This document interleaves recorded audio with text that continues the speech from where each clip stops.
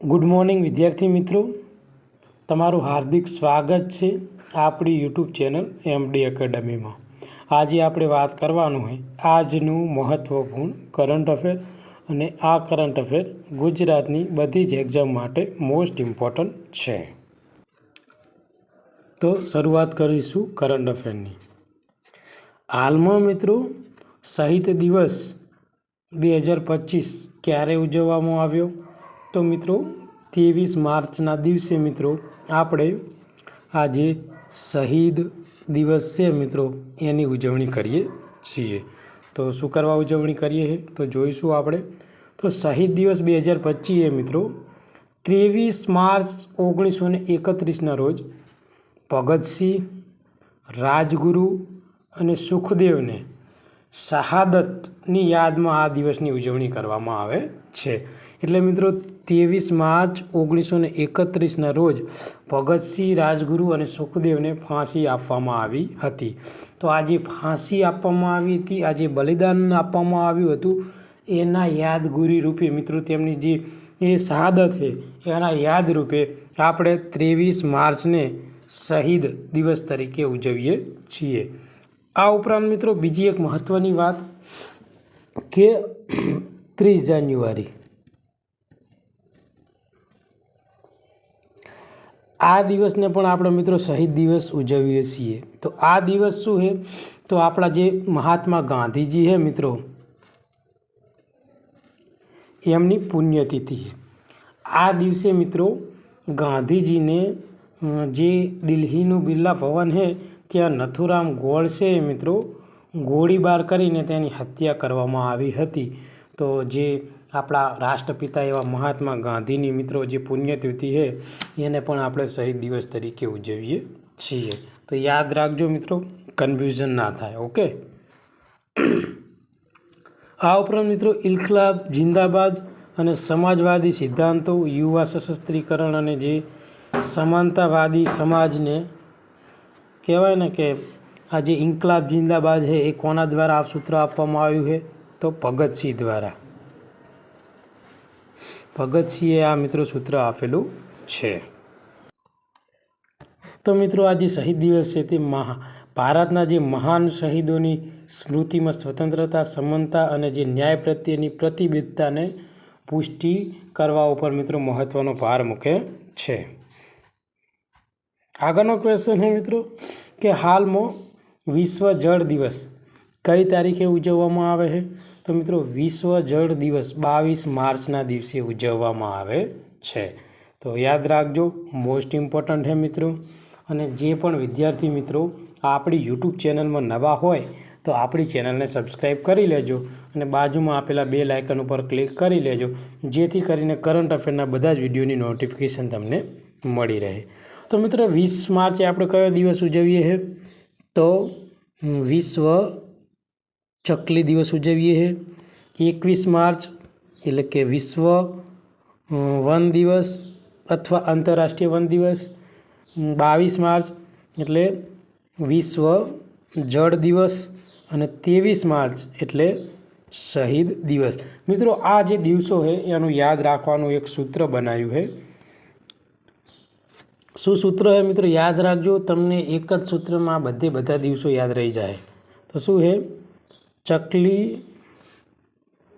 વનમાં ગઈ અને શું પીધું? પાણી પીધું। પાણી પીધું અને મરી ગઈ। તો ચ ઉપર ચકલી એટલે વિશ્વ ચકલી દિવસ ક્યારે? 20 માર્ચના દિવસે। વનમાં ગઈ એટલે વિશ્વ વન દિવસ 21 માર્ચ। પાણી પીધું એટલે મિત્રો 22 માર્ચ જળ દિવસ, વિશ્વ જળ દિવસ, અને મરી ગઈ એટલે શહીદ દિવસ। તો મિત્રો આ એક મહત્ત્વપૂર્ણ સૂત્ર છે જે તમને મિત્રો આ દિવસો, આ ઇમ્પોર્ટન્ટ દિવસો યાદ રાખવામાં તમને મદદરૂપ કરશે।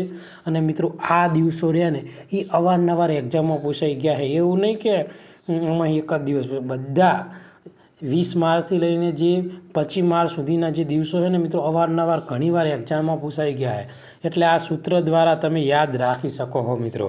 તો સૂત્ર તમને યાદ ના રહેતું હોય તો મિત્રો એક તમે જે નોટબુક હોય, તમે જે નોટ બનાવતા હોય એમાં લખી દેજો, જેથી કરીને મિત્રો તમને આ દિવસો યાદ રાખવામાં સરળતા રહે.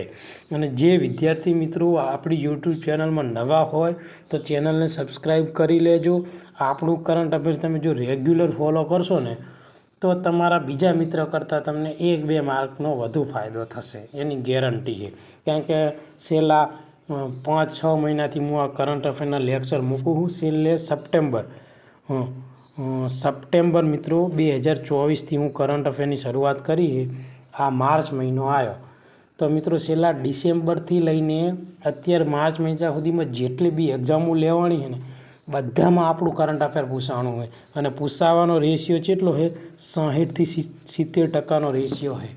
એટલે 10 પ્રશ્નો પૂછાતા હોય ને તો 7 પ્રશ્નો આપણામાંથી પૂછાતા હોય. એટલે જે પણ વિદ્યાર્થી મિત્રોને જો ટ્રસ્ટ આવતો હોય ને તો આપણી ચેનલને સબસ્ક્રાઈબ કરી વિશ્વાસ મૂકજો. તમને પોલીસ કોન્સ્ટેબલની એક્ઝામમાં 100% ફાયદો થશે, એની ગેરંટી છે. બાકી તમારી ઈચ્છા, કોઈને ફોર્સ નહીં. સારું લાગો તો સબસ્ક્રાઈબ કરો, ના લાગે તો કશો વાંધો નહીં, આપણે આપણું કામ ચાલુ રાખશું. ઓકે. તો દર વર્ષે 22 માર્ચના દિવસે મિત્રો આપણે વિશ્વ જળ દિવસ ઉજવવામાં આવે છે, જેથી કરી મીઠા પાણીના મહત્ત્વ અને જે જળ સંસાધનોનો જે ટકાઉ સંચાલન છે એ વિશે મિત્રો જાગૃતિ લાવવાની છે. અને આ વખતની મિત્રો જે વિશ્વ જળ દિવસ છે એની થીમ આપણા માટે ઇમ્પોર્ટન્ટ છે. તો શું છે? હિમ નદી સંરક્ષણ, પાણીની સુરક્ષા અને આબોહવા નિયમન, અને વિશ્વમાં જે પૃથ્વી ઉપર જીવન ટકાવી રાખવા માટે જે હિમ નદીનું મહત્ત્વ છે એની ઉપર ભૂમિકા અદા કરે છે. તમારે મને કોમેન્ટમાં કહેવાનું છે કે વિશ્વ ગ્લેશિયર દિવસ અથવા ક્યારે ઉજવવામાં આવે છે. તમારે મને કોમેન્ટમાં કહેવાનું છે. આ માર્ચ મહિનામાં જ હતો, 2 દિવસમાં જ હતો. તમારે મને કોમેન્ટમાં જણાવવાનું છે કે વિશ્વ ગ્લેશિયર દિવસ અથવા વિશ્વ હિમ દિવસ ક્યારે ઉજવવામાં આવે છે મિત્રો. ઓકે. તમારે મને જેટલા બી વિદ્યાર્થી મિત્રો આપણું કરંટ અફેર રેગ્યુલર જોતા હોય અને આ ક્વેશ્ચન તમારે ભણવામાં આવ્યો હોય તો મહેરબાની કરીને મિત્રો કોમેન્ટમાં મને જણાવજો કે ક્યારે ઉજવવામાં આવે છે. તમે કોમેન્ટ કરશો તો મને ખબર પડશે તમને કેટલું આવડે છે. તો કદાચ મારું લેવલ એક લેવલ અપગ્રેડ કરવું હોય તો મને ખબર પડે. અમુક વાર શું થાય, હું ક્યાંક ભૂલ કરતો હોય તો મને જ ના ખબર હોય. તો કોઈ બી વસ્તુ હોય કોમેન્ટ મારતા રહેજો. અને આ વિડીયોની નીચે તમને ટેલિગ્રામ લિંક આપેલી છે, એમાં જોઈન થઈ જાજો, જેથી કરીને મિત્રો જે ડેલી ક્વિઝ છે ને કરંટ અફેરની એનો પણ ફાયદો તમે લઈ શકો, જેથી કરીને તમને રિવિઝન થાય. ઓકે મિત્રો. અને મંથલી કરંટ અફેરની PDF તમને 1 તારીખથી લઈને 10 તારીખની વચ્ચે મળી જશે. ઓકે. તો 1992ના પર્યાવરણ અને જે વિકાસ પર સંયુક્ત રાષ્ટ્ર પરિષદ બાદ સંયુક્ત રાષ્ટ્રે મિત્રો જે 22 માર્ચ છે એને વિશ્વ જળ દિવસ તરીકે નિયુક્ત કર્યો છે. અને આ દિવસ પાણીની અછત અને જે આબોહવા પરિવર્તન દૂર કરવા માટે જે વૈશ્વિક પ્રયાસોને પ્રકાશિત કરે છે. એટલે જે પાણી છે ને મિત્રો એના અછતના લીધે આપણી ઉપર શું પ્રોબ્લેમો આવી શકે એ બાબતને ધ્યાનમાં લઈને વિશ્વ લેવલે આ જાગૃતિ ફેલાવવા માટે મિત્રો આ દિવસની ઉજવણી કરવામાં આવે છે. અને ઉજવવાની શરૂઆત ક્યારથી કરી છે? તો 1992થી કરવામાં આવી છે. તો એ પણ ઇમ્પોર્ટન્ટ છે. 22 માર્ચ એટલે વિશ્વ જળ દિવસ. અને મિત્રો મોસ્ટ ઇમ્પોર્ટન્ટ એ છે કે જે સૂત્ર મેં તમને આપ્યું ને એ મિત્રો યાદ રાખજો, અચૂક તમને આવનારી એક્ઝામમાં ફાયદો થશે. હાલમાં મિત્રો જે UPSC છે બરાબર, એના સંયુક્ત સચિવ તરીકે કોની નિમણૂક કરવામાં આવી છે? તો મિત્રો જે અનુજ કુમાર સિંહ છે મિત્રો, એની જે UPSCના સંયુક્ત સચિવ તરીકે મિત્રો નિયુક્ત કરવામાં આવેલી છે મિત્રો. 1909 બેન્ચના મિત્રો જે IRS EE અધિકારીમાં જે અનુજ કુમાર સિંહ છે એ સેન્ટ્રલ સ્ટાફિંગ સ્કીમ હેઠળ યુનિયન પબ્લિક સર્વિસ કમિશનના સંયુક્ત સચિવ તરીકે તેમને નિયુક્ત કરવામાં આવ્યા છે. અને તેઓ આગામી 5 વર્ષ સુધી પોતાનો કાર્યભાર સંભાળવાના છે મિત્રો. તો મિત્રો હાલમાં UPSCના અધ્યક્ષ કોણ છે? તો મિત્રો યાદ રાખજો, પ્રીતિ સુદાન છે ને મિત્રો એ હાલના UPSCના અધ્યક્ષ છે. તો GPSCના અધ્યક્ષ કોણ છે? તો GPSCના અધ્યક્ષ મિત્રો છે આપણા હસમુખ પટેલ સાહેબ. અને તમારે મને કોમેન્ટમાં કહેવાનું છે કે મિત્રો ગુજરાતના મુખ્ય ન્યાયમૂર્તિ હાલમાં કોણ છે? આ જેટલા બી વિદ્યાર્થી મિત્રો આપણું કરંટ અફેર રેગ્યુલર જોઈતા હોય તો આ ક્વેશ્ચનનો જવાબ તમારે મને કોમેન્ટમાં કહેવાનું છે મિત્રો. ઓકે. અને ઈસરોના અધ્યક્ષ કોણ છે હાલમાં? તો વી નારાયણન. ઓકે મિત્રો. તો મોસ્ટ ઇમ્પોર્ટન્ટ મિત્રો આ પદાધિકારી છે, આવનારી એક્ઝામમાં પૂછાઈ શકે છે. અને તમારે મને કોમેન્ટમાં કહેવાનું છે કે ગુજરાતના મુખ્ય ન્યાયમૂર્તિ કોણ છે હાલ. આગળનો ક્વેશ્ચન છે કે હાલમાં કયા દેશની સેનાએ તેની રાજધાનીના ખાતમુહૂર્તમાં રાષ્ટ્રપતિ મહેલનો સંપૂર્ણ નિયંત્રણ મેળવ્યો છે? તો મિત્રો સુદાન. જવાબ આવશે સુદાન. હાલમાં મિત્રો જે રાયસીના ડાયલોગ 2025ની 10મી આવૃત્તિ ક્યાં યોજાઈ હતી? તો મિત્રો નવી દિલ્હીમાં યોજાઈ હતી. આવૃત્તિ કેટલામી છે? 10મી. યાદ રાખજો મિત્રો, આવૃત્તિ પૂછાઈ શકે છે એક્ઝામમાં. ક્યાં યોજાઈ હતી? તો નવી દિલ્હીમાં. આવૃત્તિ પૂછે તો 10મી. ઓકે મિત્રો. તો રાયસીના ડાયલોગ 2025ની 10મી આવૃત્તિ ભારતની રાજધાની એટલે કે નવી દિલ્હીમાં યોજાઈ હતી. યજમાન શહેરના હોવાના કારણે એટલે નવી દિલ્હી યજમાન શહેર હોવાના કારણે નવી દિલ્હીમાં રાજદારી અને જે વ્યૂહાત્મક ચર્ચાનું કેન્દ્ર અને આ પરિષદ વેપાર, સુરક્ષા અને ડિજિટલનું સાર્વભૌમત્વ જેવા મહત્ત્વપૂર્ણ વિષયો પર ચર્ચા કરે છે, જેમાં અગ્રણી વૈશ્વિક ભાગીદારોનો સમાવેશ કરવામાં આવે છે મિત્રો. તો કઈ કઈ બાબત ઉપર ચર્ચા થઈ હતી? તો વેપાર, સુરક્ષા અને ડિજિટલ ઉપર. ઓકે મિત્રો, આ 3 મહત્ત્વપૂર્ણ બાબત ઉપર ચર્ચા કરવામાં આવી હતી. અને જે રાયસીના ડાયલોગ એ એક પ્રતિષ્ઠિત ભૂ રાજનીતિ અને ભૂ અર્થતંત્ર પરિષદ છે જેની શરૂઆત 2016થી થઈ હતી. તો તમને મિત્રો એક્ઝામમાં જ્યારે વિધાન બેઝ ક્વેશ્ચન પૂછાય ત્યારે તમને 3 પ્રકારના વિધાન બનાવી શકે. એક તો ક્યાં યોજાઈ હતી? તો નવી દિલ્હી. કેટલામી આવૃત્તિ હતી? 10મી આવૃત્તિ. શરૂઆત ક્યારે થઈ? 2016માં. અને કયા કયા ક્ષેત્રો ઉપર પ્રકાશ પાડવામાં આવ્યો એટલે કયા કયા ક્ષેત્રો ઉપર ચર્ચા થઈ હતી? તો વેપાર, સુરક્ષા અને ડિજિટલ. આ 3 ક્ષેત્રો ઉપર મિત્રો ચર્ચા થઈ હતી. તો 4 વિધાન મેં તમને બનાવી દીધા. આ 4 વિધાનમાં કોઈ પણ એક વિધાન મિત્રો ખોટું હોય અને પછી તમને એવો ક્વેશ્ચન પૂછ્યો હોય કે નીચેનામાંથી કયા વિધાનો સાચા છે, તો મિત્રો તો મોસ્ટ ઇમ્પોર્ટન્ટ ક્વેશ્ચન છે, આવનારી એક્ઝામમાં પૂછાઈ શકે છે. ઓકે. હાલમાં વેપારના વાટાઘાટમાં કયો દેશ ભારત પાસેથી કૃષિ બજારની પહોંચ મેળવવા માગે છે? તો મિત્રો અમેરિકા, સંયુક્ત રાજ્ય અમેરિકા. ઓકે મિત્રો. તો મિત્રો અમેરિકા વેપાર વાટાઘાટોના ભાગરૂપે ખાસ કરીને ભારતના કૃષિ ક્ષેત્રને અમેરિકન ઉત્પાદનો માટે ખોલવા માટે ભારત પાસેથી કૃષિ બજારની પહોંચ મેળવવા માંગે છે.